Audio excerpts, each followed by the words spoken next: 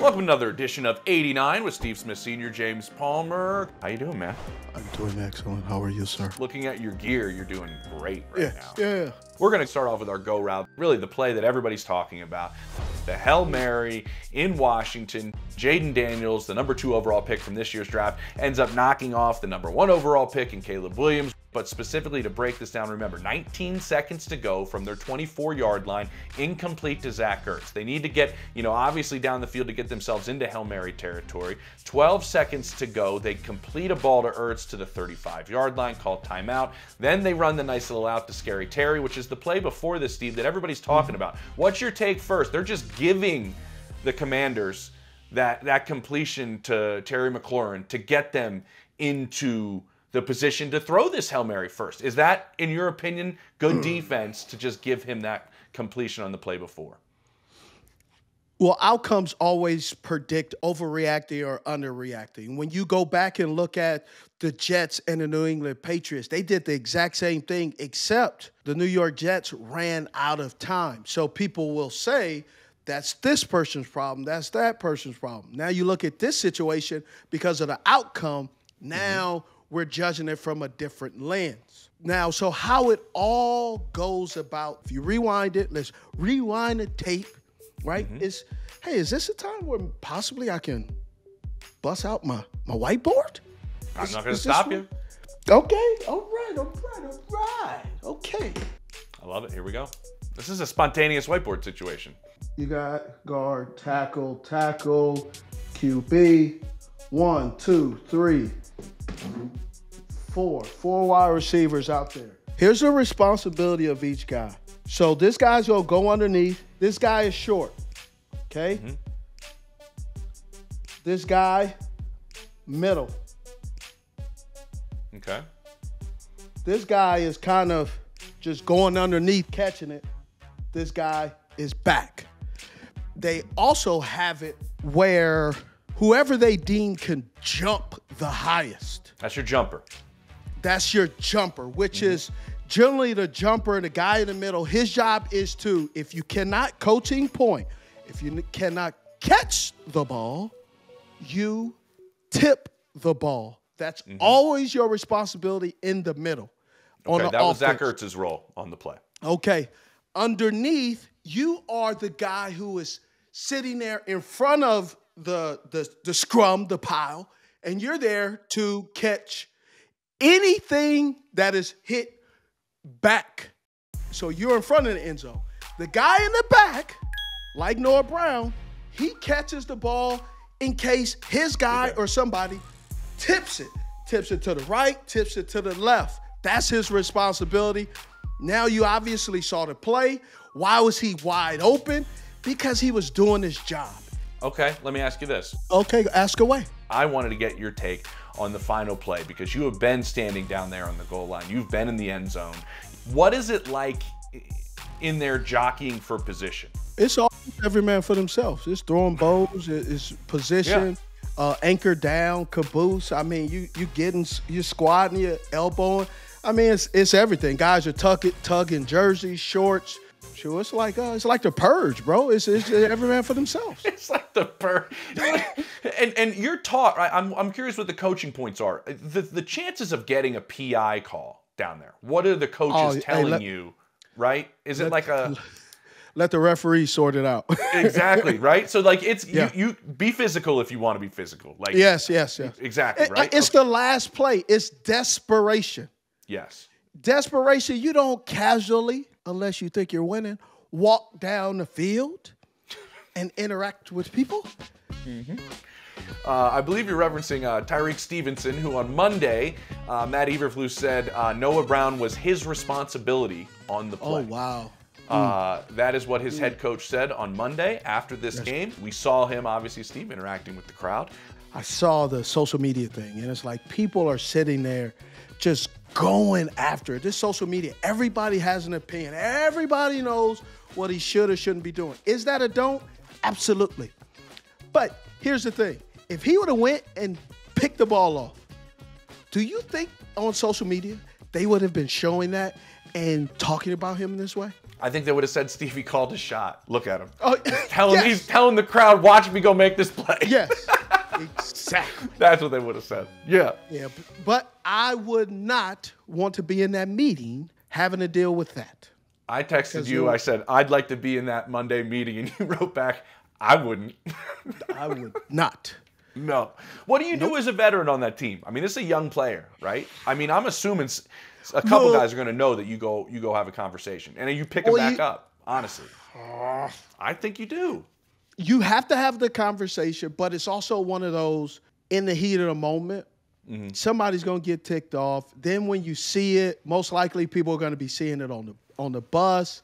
Then it just kind of goes. It just takes off, and it has a life of its own. And again, if the outcome was different, I think it's a small conversation. True. With the and outcome, he's owned it, by the way. Too. But with the outcome being what it is, and his hand actually being tipping the ball, man, he's the fall guy. Yeah. There's a lot of different ways the Bears could have won this game. And outside of that final play, a lot of different ways. Yeah, because I was watching the game. You had 3 first downs, didn't come until late in the second quarter. Your first 2 series, you didn't even run the football. You're 4th and 2, and you throw a little screen pass to DJ Moore. I thought that game that the Chicago Bears ran offensively, I think they put, my humble opinion, I believe they put way too much pressure and way too much on Caleb Williams' play. I think they need to run the football. Why do you have DeAndre Swift if you're not going to use him until you have to? I get it. Well, you got a backup center that might need some love to run the football in. Look, man, you just know this game is so tight, and you have to do the right things. And I love this matchup between these two guys because you could see it's gonna be outstandings for years to come. It's gonna be 2 guys going at it. They're both smart. They both know how to move the pocket. I think sometimes they both do too much in the pocket, but ultimately, I believe why the Commanders won the football game is because they understand how you unlock Jayden Daniels is by running the football. If you can run the football consistently and make the defense think that there's a possibility of running the football, it changes everything for that offense. But the thing I loved the most, I was impressed about that game, staying up watching it, the excitement, is the defense. Both of those defenses are outstanding. I don't think the Commanders get enough credit. You know about the big guys. We know Chicago has a good defense. Bro, we know Chicago has a great defense. And then Newton, big Newton for the Commanders, man. He was penetrating consistently over and over again. Pretty good game. I loved it. What do you say, James? Like, what are some of the things you saw as a reporter you would see that you would come in the locker room and your first 4 questions would be what and why? Ooh, my first 4 questions. Well, what I would do, honestly, I wouldn't go to Jayden Daniels first. I wouldn't try to get Jayden's take on it. I would try to get somebody who was a part of the play, but not a direct part of the play. Why? To me, everybody seems to flock to the quarterback. Why would you not do that? To me, the first person I would go to would be Zach Ertz, because he's the focal point of the play. He's the jumper on your Hail Mary. He's the guy in the middle of it. He's been in the league for an eternity. He's played with multiple head coaches. He's been around. How do you guys design your Hail Mary? How is yours different than other places you've been to before? Why did this work? Why is Terry in front of you? Why isn't Terry behind you? I want the nuts and bolts from a smart player, and Zach Ertz is a really, really smart football player who's been in this league for a long time, and that's kind of what I want to go. A guy's been in different offenses and how it happened, and then I would seek out Cliff afterwards on my own somehow, walk it to the bus, some way like that, and just kind of get his take on what's the name of the play. What are you trying to execute that's different than maybe you've learned before? Remember, he's been a part of this before. They had the Kyler Murray one when he was the head coach in Arizona. So I would say, what's the different similarities between the way you did it? What did you learn from that play? That's the backstory stuff that I would want to get on how you did it. And then you try to get to the Bears side of things and see if somebody can say, this is where we screwed up. This is what we did wrong. Sometimes we look for people to blame. Sometimes not screwing up. They just made a good play. They did. They were where they were supposed to be, right? Yeah, hey, half the time it's just being in the right place at the right time if you do what you're coached. I'll say this. What I was thinking was, remember, I did the Ravens-Commanders game a couple weeks ago, and I actually, post-game, did not go to the Ravens locker room after they won. I actually went to Washington's locker room. I wanted to learn more about Jayden Daniels, and this ties into this last play and ties into this game. I had a long conversation with their offensive lineman, Nick Allegretti. Nick came from Kansas City, spent a lot of time protecting Patrick Mahomes, and now is here with Jayden Daniels. You know what he told me, Steve? He said, I don't like to say this publicly a whole lot, not with the microphones around me and everything, because I don't want to put too much on Jayden, too much pressure on him. There are a lot of things, traits, intangibles he has that remind me of Pat. There are a lot of them. One of the ones that jumps out at me the most, and this will tie all back into the end of the game and the way this finished and the way some of these games have finished for the Commanders is, he goes, dude, he is so in control all the time. Cliff is just starting to figure out what he can do with them. And it's kind of what you mentioned. They're figuring out this offense, right? They're figuring out on the fly what I can and can't do with this talented quarterback. When we run the ball, we can do X, Y, and Z. They're building on things. I mean, I was at that game. They ended up throwing a flea flicker to a screen pass. Have you ever seen that? Yes. I've never. I mean, with you Cliff, don't see that. You don't see it, but you can't not pay attention to it because he's going to give you enough eye candy to see how disciplined is your defense in keeping their lane integrities. So let me ask you this then. Reporters like yourself will report and do a heck of a job. They report on these kind of conversations. The reason why these players say it, one, is they have been around good players. They also been around bad players. Yes. You rarely want to mention, well, this guy has the quality of a guy who is average, right? And so I love it, but let me ask you, has this lineman only been around Patrick Mahomes? Has he been around some other teams as well? No, he spent his time in Kansas City. I get it. And you're right. You always look at all these things when you have these conversations, right? I always look at what are you not saying?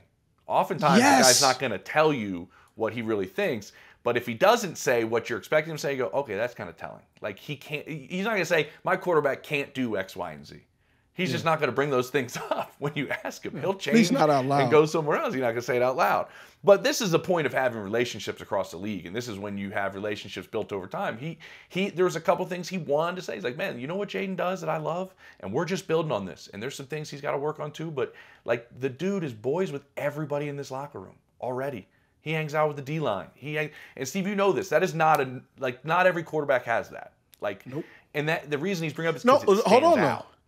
It's not every quarterback, bro. It's just not every player has that ability to really communicate with all sides of the football. And that's good quality and quantity and a good character of that individual, because there are some players who may play offense and the offensive guys can't stand them. Yeah, it's true. It's true. And so the point that jumps out at him and a couple of guys I talked to was this, Steve. He is so calm and in control. That Ravens game, they were like, he just ran out of time. They just need another possession. You look at that game in Cincinnati, he ends up throwing the dart to Terry McLaurin. His heart doesn't go up a beat when the play clock's running down. They got no timeouts left. They're not lined up properly. He's moving guys and then throws a dime. Like, same thing in this situation. I feel like there's a little bit of that vibe around him where it's like, oh no, we're going to be good because of the way our quarterback plays. This isn't a slight to Caleb Williams at all, but this is a trait we've seen with some of these top quarterbacks to where it just somehow they're going to find a way. And somehow they're going to make a play. Guys in that locker room are starting to believe that Jayden Daniels has that in him. That's good. I like it. Underdog is bringing you Boost-tober. New promos and special offerings each day of this month. Check the Underdog app and follow us online to stay up to date on all we've got brewing this month. Let's jump into these quick slants. And what did we see? We're talking quarterbacks. We see a change at quarterback with the Cleveland Browns. And what do we see? We see a change in success. Deshaun Watson never went over 200 yards passing this season. They never scored more than 20 points in a single game. And Jameis Winston comes in there. Stevie throws for 334, 3 touchdowns. The Browns knocked off the Baltimore Ravens. Now, I will say this. Before the game-winning touchdown, he throws the ball directly to Kyle Hamilton, that if it's picked off, the game's over, and the Ravens end up winning it, but Hamilton drops it. They've been dropping a lot of picks. Yeah, it really is, and he's a great player. And that's the life you live playing with Jameis Winston. Guys even said it in the locker room afterwards. We know Jameis has the ability to throw as many touchdowns to lead this league. He also has the ability to lead this league in interceptions. He's done both. Guys on his team are even saying it. They know what they're dealing with. But Ken Dorsey went out there. He wanted to be aggressive.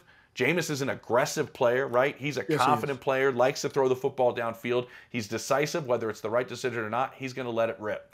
We saw a different offense. And I just want your opinion on what we saw in Cleveland. Is this too little, too late? Did they sabotage the first portion of their season? I think Kevin Stefanski, you and I have talked about this a lot. Kevin Stefanski is an outstanding football coach and a really, really good offensive mind. He handed over play calling for this game as well. And I think he was able to do a little bit more coaching. There are other issues on this team, and he was able to coach some of those throughout the week and within the game. But everybody said Deshaun Watson gave them their best chance to win. And then in one game, we see Jameis Winston come out here, and I don't think we can just believe that statement anymore. You never want to see a player like Deshaun Watson tear his Achilles, and then people are saying that's what he deserves. Having injuries, going through injuries in this game, man, every injury impacts you differently, right? And once you get surgery, you always lose a percentage of mobility in that surgically repaired area. So just FYI for just understanding why. That's why injuries, at times, you never know the outcome. Yep. However, Jameis Winston, I'm not going to sit here and all of a sudden make these outlandish statements. Some of the key things that I watched in the game that I observed: one, the Baltimore Ravens did not have their starting 2 corners. And that was very evident, the way they were able to push the ball down the field against the Baltimore Ravens defense. Second of all, wasn't as much pressure on Jameis Winston as we've been seeing in games prior when Deshaun Watson was under center. Partly because Jameis Winston and Ken Dorsey, the offensive coordinator, seem to understand get the ball out a little bit quicker, right? They had Nick Chubb now for the second game. He seemed to be the Nick Chubb, making guys miss, 2 or 3 guys miss. Didn't have the 150 yards, but they were staying consistent and running football. Foreman was doing an outstanding job. But one of the things that I really noticed that has nothing to do with Jameis Winston, but it has to do with how they were able to neutralize the Baltimore Ravens, was the Baltimore Ravens were getting played man-to-man coverage. They had Newsome on tight ends. They had Ward on receivers. Guys were really doing a good job of covering, and the penetration and the consistent pressure by the Cleveland Browns made things extremely difficult. And Jim Schwartz, defense coordinator, has had a lot of success in slowing down Derrick Henry a lot of the time.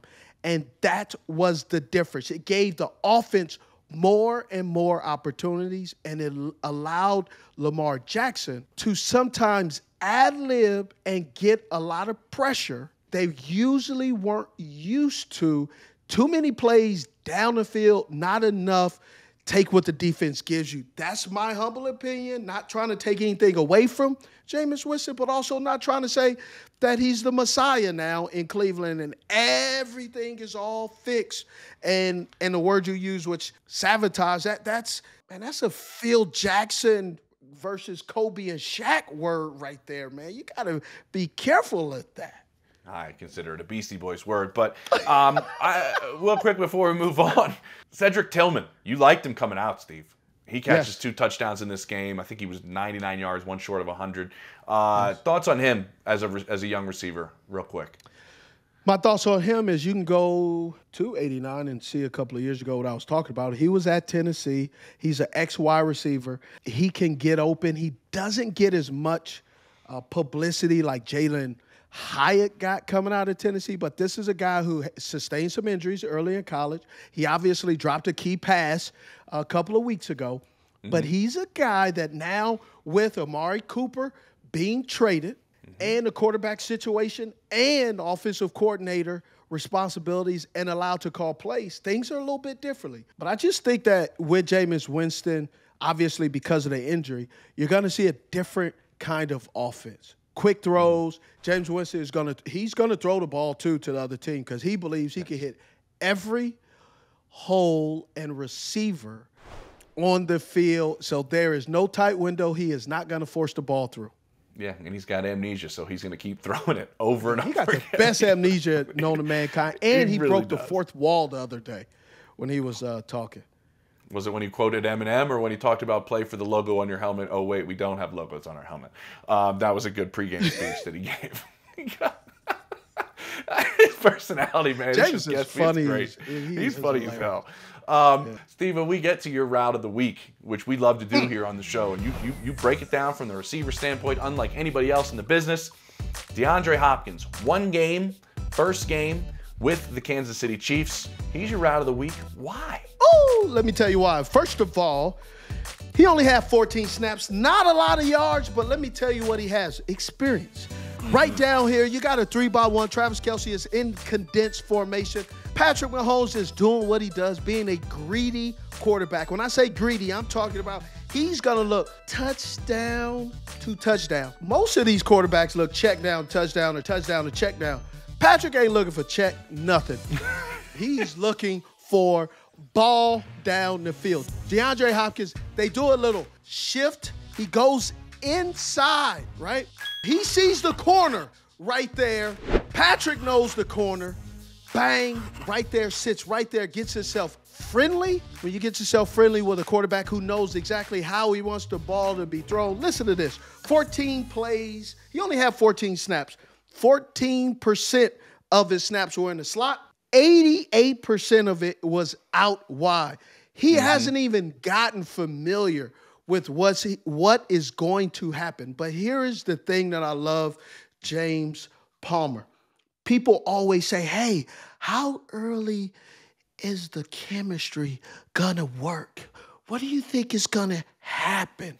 Well, so sometimes I will respond and people are like, Steve's always angry.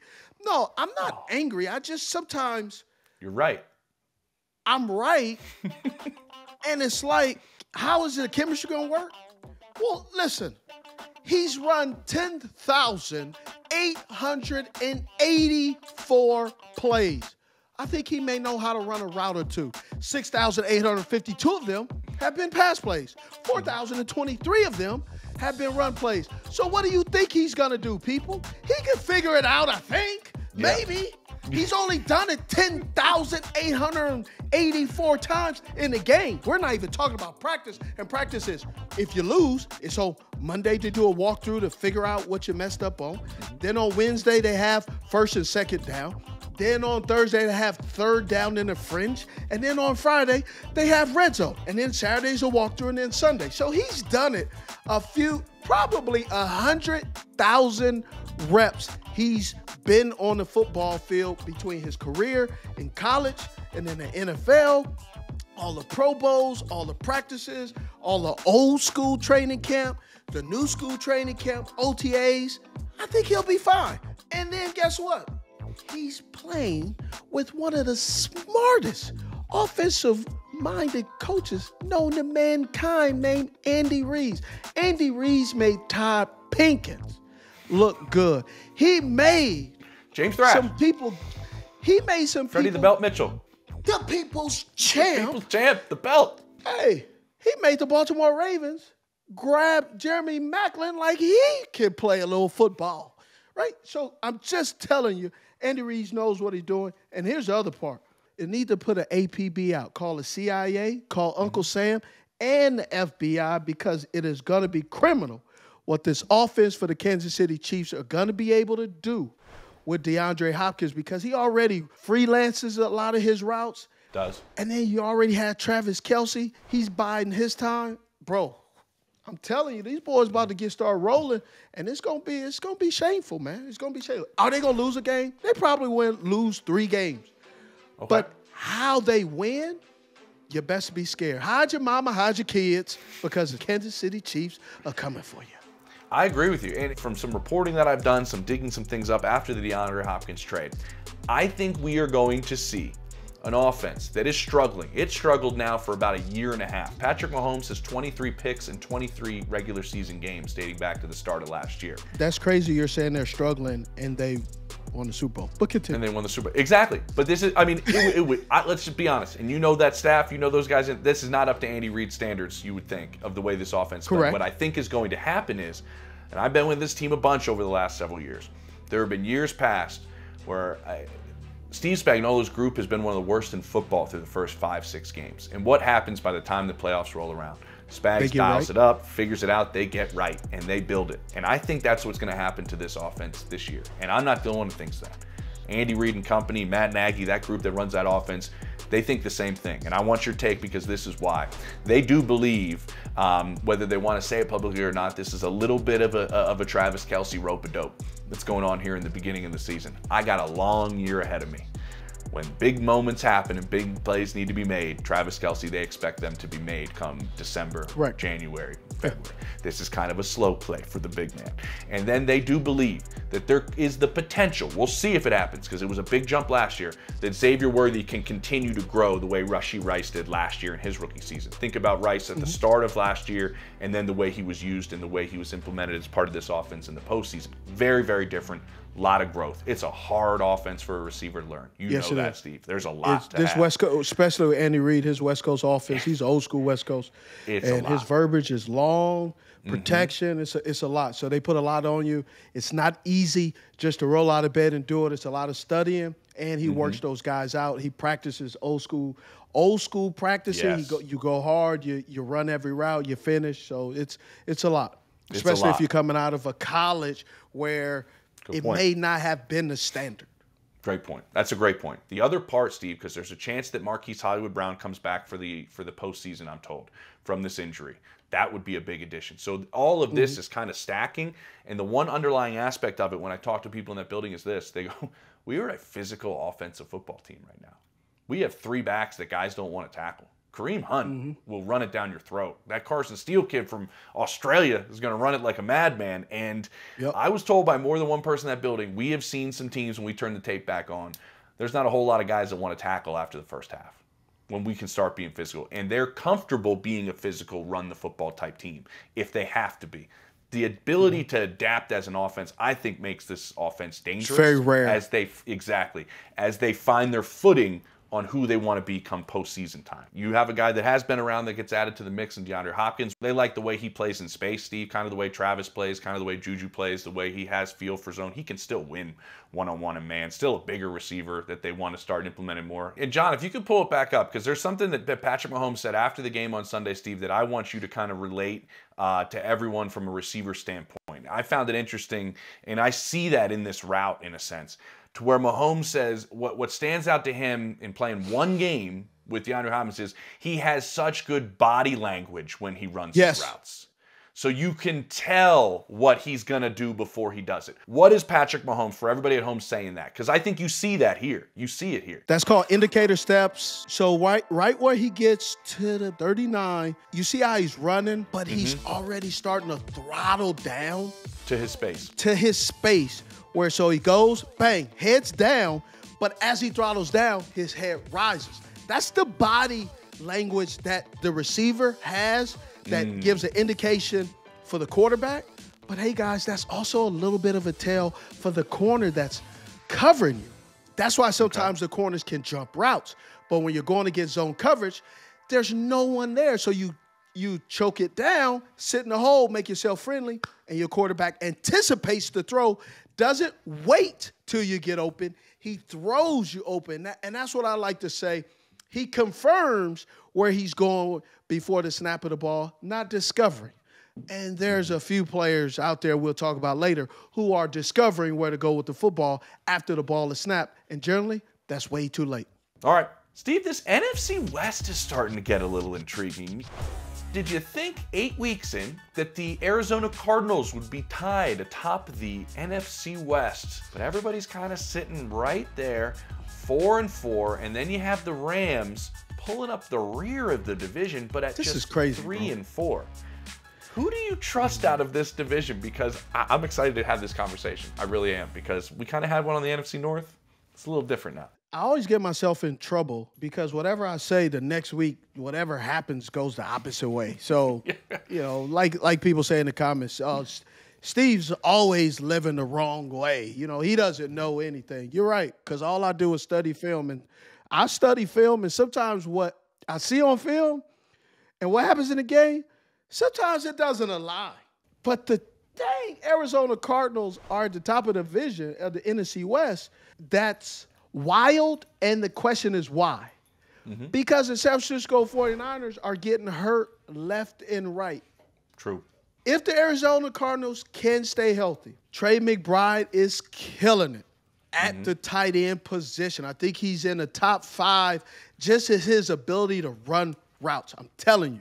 Great young tight end. I'm not blowing smoke. I'm just watching you. And I'm a Utah guy. So I rarely have love for Colorado State, man. I'm just going to be 100.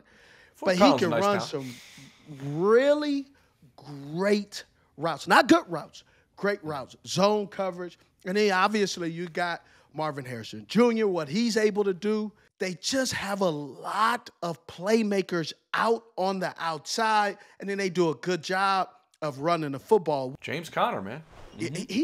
I did not pick James Conner to be as physical and durable. Yeah.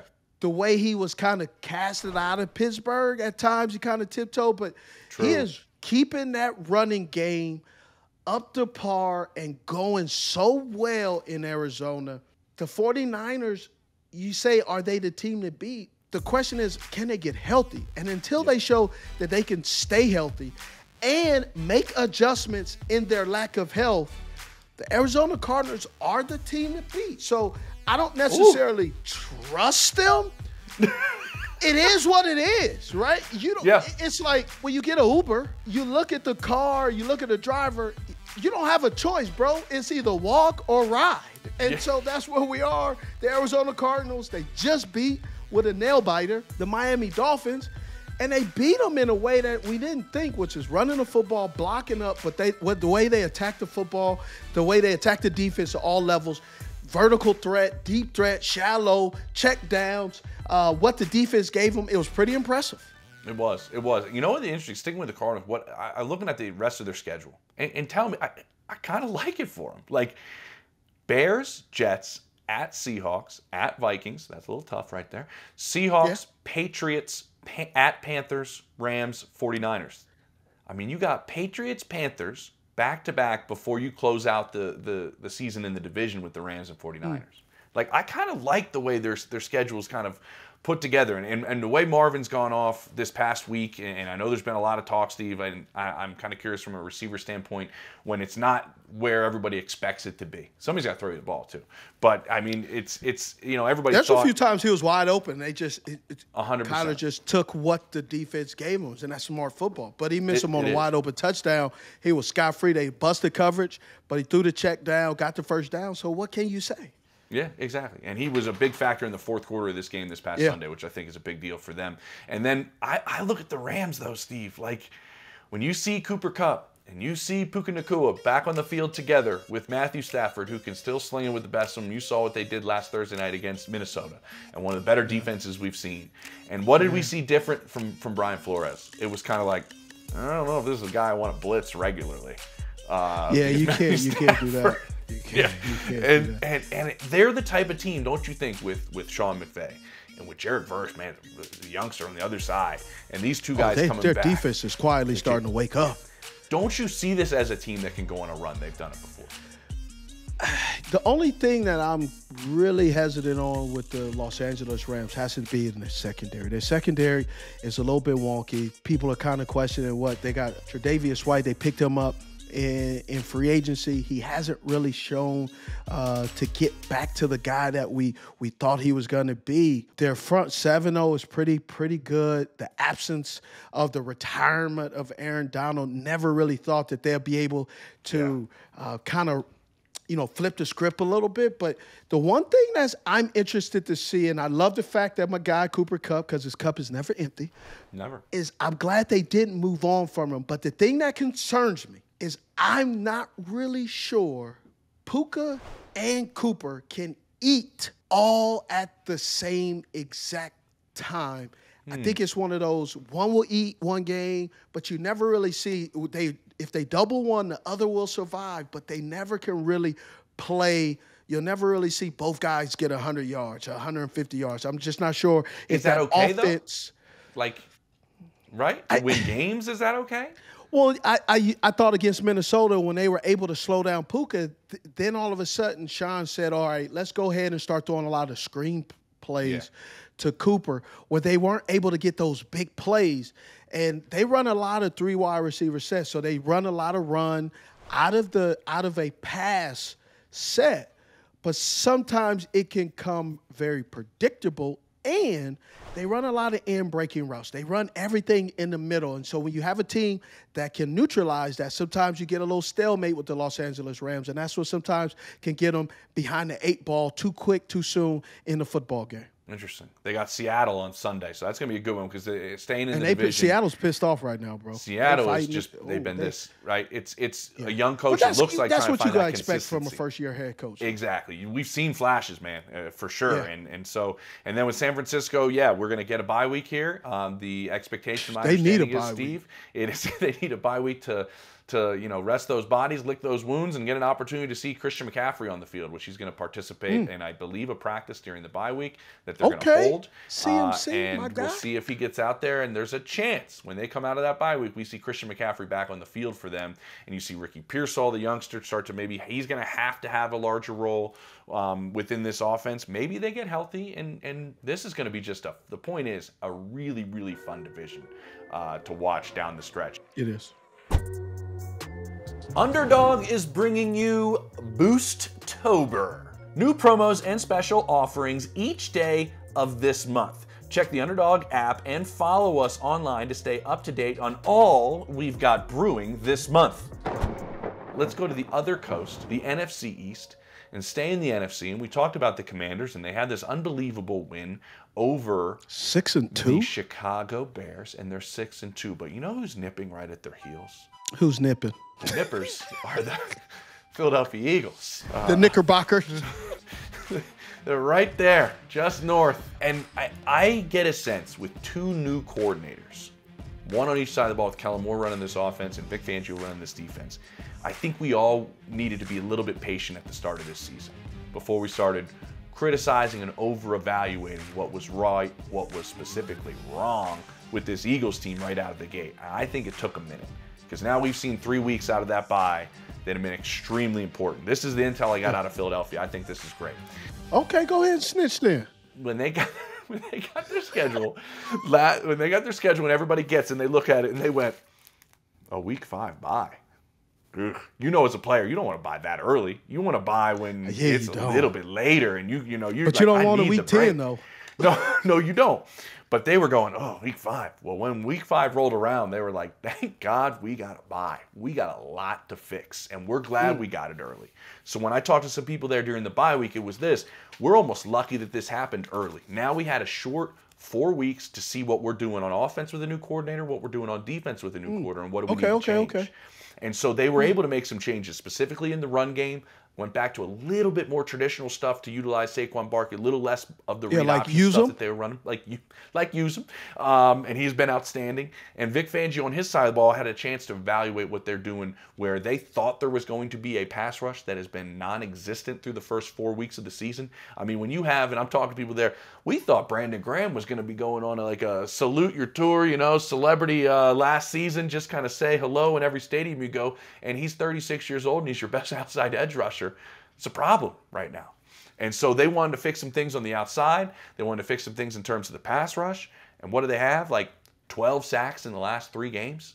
They're starting to get after the quarterback a little bit. It was an opportunity in the bye week to also go and evaluate your youngsters on the back end. They think they hit a home run with Quinyon Mitchell.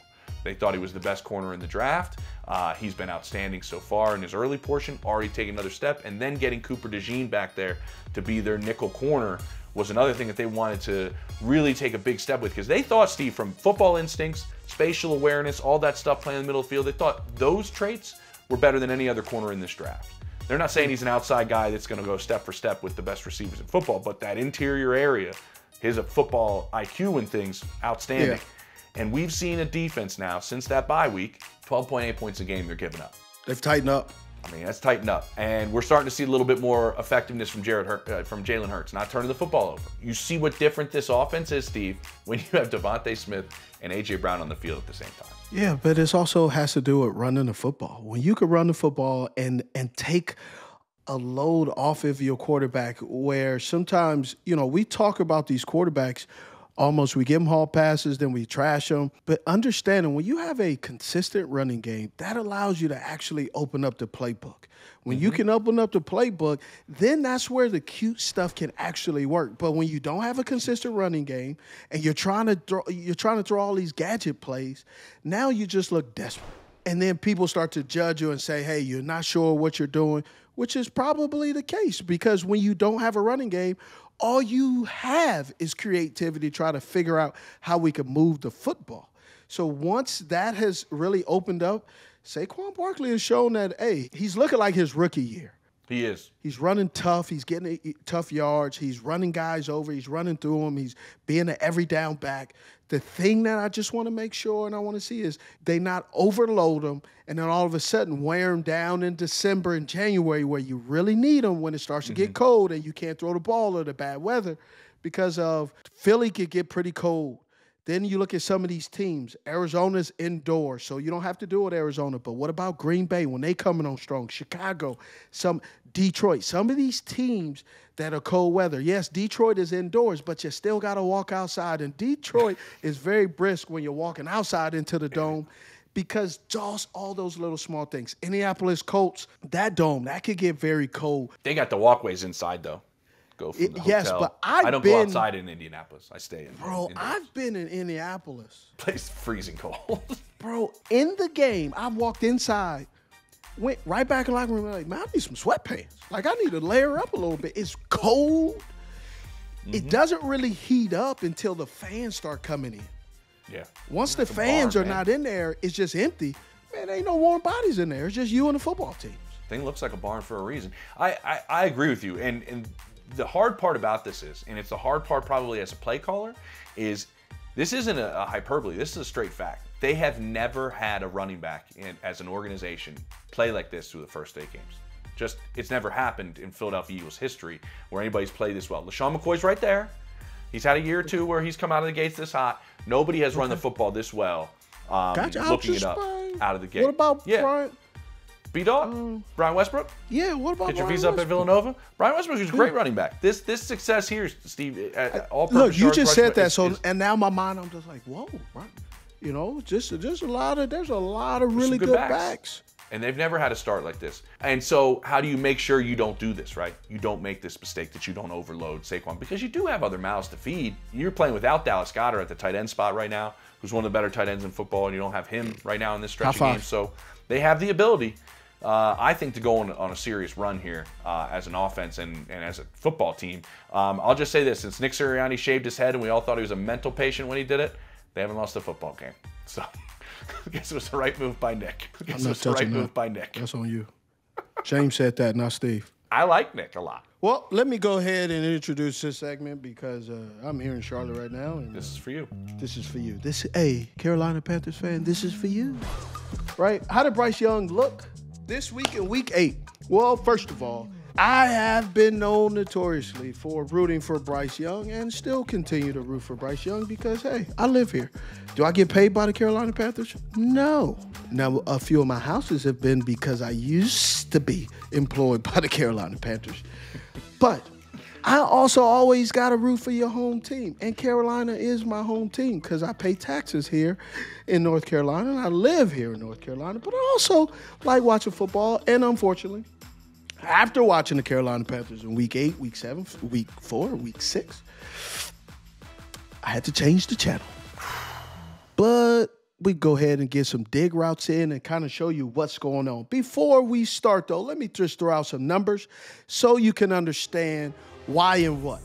The Denver Broncos, they were only under pressure by the Carolina Panthers. 6 attempts, 4 times, 25%, 9 yards. However, clean pocket, almost 82% of the time, 276 yards, 2 touchdowns, 33 for 27 was under a clean pocket. Now let me show you what and why. What's going on with the Carolina Panthers? Well, on this play right here, you can't get out of your own way. Bryce Young is right here in the shotgun formation, drops back. Look at the penetration by the Denver Broncos. Came into this game, Steve, leading the league in pressures. Let me tell you something. The Carolina Panthers, Bryce Young, under pressure, bro, 36% of the time. We're leading to 13% of the sacks coming. Total pressure of passer of any kind generated by the defense. It's a hell of a lot. Just bottom line. One of the other things, they can't keep doing things to harm themselves. Jalen Coker runs a outstanding route. Guy out of Holy Cross. I did a breakdown of him back in April. He's a young man who was not drafted, but he's sliding into the rotation pretty good. And Bryce is starting to get familiar with him. He was also the guy that scored a touchdown. But watch this route. Sit there, right there on the numbers. Goes inside pressure. You got a holding penalty. Great catch. Contested catch. Boom. But unfortunately, got a penalty. Holding. Coming back. And that makes it very difficult. Look at the pressure, bro. Look at this. This isn't the game you wanted to come back off the bench for, Steve, this defense. It's not a get-right defense. This is not a get. Yeah, it's a get-right if you own defense, but it's not the get-right for the offense. Not at all. Great concentration. Now, I got this play up because here's why I have this play up. When you look at Bryce, I believe playing him last year was a mistake because he was not prepared based off of what he had to deal with in the coaching situation under Frank Reich. Unfortunately, Frank was relieved of his duty, so we could sit here and say, well, we want to blame it. I'm not blaming. I'm just telling you, when you get a young guy and he bites off more than he can chew, there are times that the small things that you did in college, because you revert back to what got you here, the small things in college don't work out. This play right here is a screen. They're running a little quick screen going to the left. He's right there. He's smart. He's adjusting. Pause it right there. The center is identifying, hey, we're sliding left. Why are they sliding left? Because they have a play, quick little pass going to the left. Generally, when Bryce Young gets in trouble, you know where he rotates or tries to scramble, outrun? To the right. Play. Watch this. They're sliding left. Little screen right there. Look at him. Come on, bro. Look at it. He abandons the throw. Immediately? But the play is designed to go left. Go to the end zone for this play. Let me show you. Watch. Pat Surtain tight coming end. off the edge there. Yes. Watch this. Boom. He goes, throw the ball, bro. Throw the football. You got the tight end running a rub play. You see it? Sliding left. Boom. Throw the ball. In college, he would have juked that guy like he's doing. The D lineman wouldn't have been as fast as him, and he would have got the first down. What I love about this play right here, he throws the ball deep. Gets out there, pressure's coming. You got Leggett underneath, throws it. Coker comes down with a good catch. I personally think 17 and 18 for the Carolina Panthers are the future. Jonathan Mingo's a guy, he just hasn't, really, it hasn't worked out for whatever reason, but they're giving all these other guys opportunities, and they're taking advantage of it. Jalen Coker is an undrafted rookie who has great hands. He's not a speedster, but he knows how to run his route. He reminds me kind of, he's like a D-Hop a little bit, where he can fool you with his speed, but he's going to come up with the catch, man. He's a young kid that just chomping at the bit and just getting started. I love, obviously, I love Jonathan Mingo, work with him, continue to work with him. And so it's just one of those things where it has nothing to do with oh, man, your favorite. Man, I like when I'm working with receivers, I enjoy watching film on them and talking about the why and the what. Jalen Coker, man, that's a young man. That's a bad man pajama. Shut your mouth, Steve. Shut your mouth. boom. But look at all the people that are in the backfield, though. He got hit, too, yeah. He got hit several times. It's tough, man. Zach Allen's playing like an all-pro right now. I think that's... Bro, Zach Allen's a monster.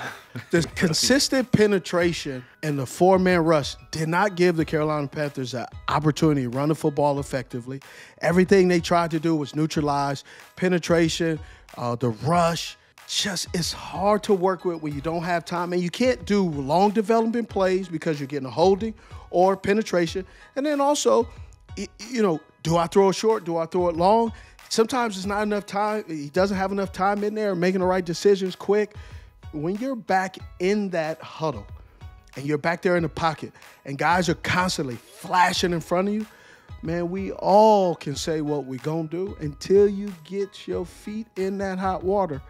It's always different sitting there from the couch.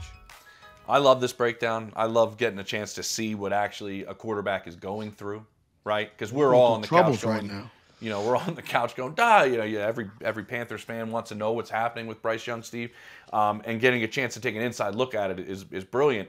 What I'm curious about moving forward, though, is you have a massive decision to make at the end of this season, in a couple of months. Why wouldn't you play him the duration of the year to further educate yourself when you're making that decision on what you want to do with quarterback after this year?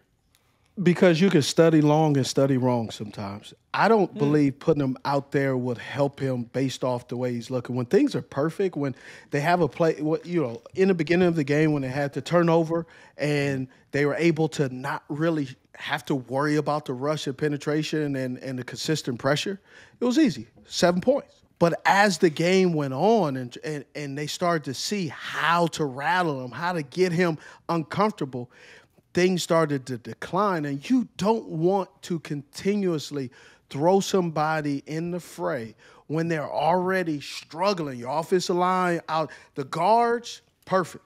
The tackles, both tackles, aren't playing up to snuff that you would love them to play at. And so you want a quarterback that's back there with Andy Dalton who understands that it doesn't have to be perfect. For Bryce Young, I'm saying it has to be perfect. The same way it has to be perfect for Will Levis is because they're still fresh out of college. These guys haven't had what they've been dealing with in the National Football League longer than they've been in the league. They've had more success on the football field than they've had the lack of success they've had on the football field longer, right? Will Levis was throwing dimes. Bryce Young at Alabama, Heisman Trophy winner, dimes. He's not used to this. You know what, Steve? That's a really interesting point because what I've heard from evaluators around the league is there was a lot to like about the path that, say, Michael Penix took or Bo Nix took or Jayden Daniels took because there was adversity. There wasn't constant success from the minute they walked on campus, right? Like Jayden Daniels transferred. Bo Nix, things did not go well in Auburn and had to go into Oregon. What they've been through in some of these evaluators' minds, it actually has benefited them in their rookie season. Now, Michael Penix isn't playing, but those other two, what they've been through in terms of adversity, Steve, that's a great point that you brought up. Not a whole lot went wrong for Bryce Young at Alabama. And it's not his fault. It's not his fault. No, it's not his fault. You only can deal with the situation that you're put into, and he's put into a situation in Alabama with a whole lot of talent around him and a whole lot of success. I'm just saying some of the adversity that, say, Jayden Daniels has been through, Bo Nix has been through, they're saying that helped them deal with some of the things that get thrown at you at the NFL level because they've been through some stuff. And that's always been a trait. It was actually one of the knocks on C.J. Stroud coming out. Everything's gone really well for you at Ohio State. You got first-round receivers coming out every single year that you're playing with. You know, and so it is interesting when it happens and what type of situation that you're playing in when you get to the league. So what do they do, Steve? What would be your plan? You're not, I mean, you don't get paid. You said it. You don't get paid by the Carolina Panthers. But if you were and you were sitting up there in a box or a suite or a corner office, what's the next steps, I guess, to figure out because you might be picking near the top of the draft? Well, first of all, I think they did the right move by sitting him down, kind of letting the storm calm down in his mind. I think that's been really helpful because you can look and see that things were not clicking. It was not improving from his second year. They're still playing with some young guys, inexperienced. So things are still the same. The difference is I feel like they have an identity, right, that with Andy Dalton. They're going to try to push the ball down the field. Miles Sanders is going to run the ball. Chuba Hubbard is the starter. They're going to try to run the ball. Blackshear, what he could present, what he presents. There's so many little small things. Ian Thomas is the blocking tight end, right? Tommy Tremble is the receiving tight end. It's just a lot of things that have changed, but some things have not changed. And one of the things that hasn't changed for Bryce Young is the adversity that he's dealing with up front, getting pressure all the time. That hasn't changed. Mm-hmm. And so because it hasn't changed, he's looking to get the ball out of his hands quickly. And I don't blame him, right? Bottom line. Now, when you're a Panthers fan and you're sitting there and you want to root for a good team, well, you just gotta take it and say, hey, man, this is not the year. But there are going to be some things in this evaluation process for the whole team that you're going to say, okay, we should keep this guy. This is a guy we need to evaluate. This is a guy that may be teetering. And so I think they're giving their young guys an opportunity to see what they have. They know they're going into training. They're going into the offseason, when the season's over, knowing this is also a team who brought in 43 new players to this team. Josie Jules, he's a great player. But you got to, you didn't expect that Brown was going to go down. Yep. Nobody thought that. Nobody said, man, when he goes down, we'll be fine. Right? Then you have Sam Franklin. He broke his leg catching a punt. Now he's back. So it's just a lot of little small things that are happening that you just didn't expect. Probably not the first year that Dave Canales was looking forward to having, but we'll see what they end up making in terms of decision-wise. I'll say this before we go, Steve, and I know this as a fact. If they decide at any point to move on from Bryce Young, there will be interested teams. I'll just say that there are teams. Okay. So what you're saying is all the fans that say that he can't play, all these other teams think he can. There's something that these teams see for sure. Now I will say this. I'm not saying that he can. I'm just listening, and I'm an active listener, so I was repeating to make sure I heard it right. 100%. I mean, they just played the Broncos. Look at Denver. Look at what has happened with Zach Wilson in a year.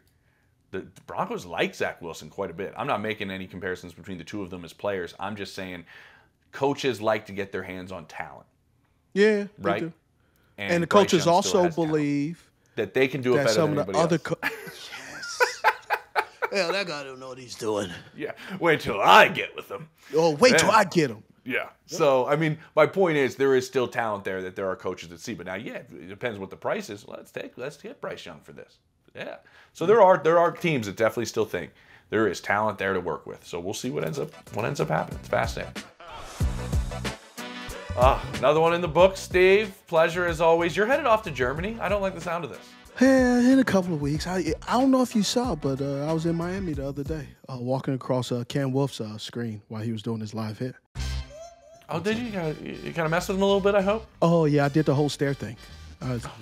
Did the stairs. It was outstanding. I also got to drive a forklift out there. Not certified, not in insurance, but I was over there. Raise your hand if you are forklift certified. I am. You are? I certainly am. I drove a forklift while I was in college, working in a warehouse, beer warehouse, nonetheless. Tremendous. A lot of cases fell off the forklift and broke while I was driving around the warehouse. But I was loading trucks. I used to work in a moving company in college. I never lifted weights, but that's what I used to do in the summers is work at the moving company. Yeah, and then the ladies walk by and you mean this? And you just put it over your head? Yeah. Nah, I was with a grimy movie company. We were moving office supplies and all that stuff. Listen, I had guys say, look, bro, they said, don't screw up your opportunity. You do not want to work for a movie company the rest of your life, man. They had some guys that took me under the wings, and they were, and I'm not trying to talk about guys and any of that stuff. I know exactly what you're saying. I had the same conversation in a warehouse in college. Yeah, my folks, my dad's a warehouse worker. My mom just retired this last spring, working for the county as a social worker for the last 30 years. So blue collars, all that. But man, they loved on me and showed me some things that I know and I'll never forget it. I love it. That's how you finish strong, Steve. Yeah. Love it. See you next week. All right. See you next week.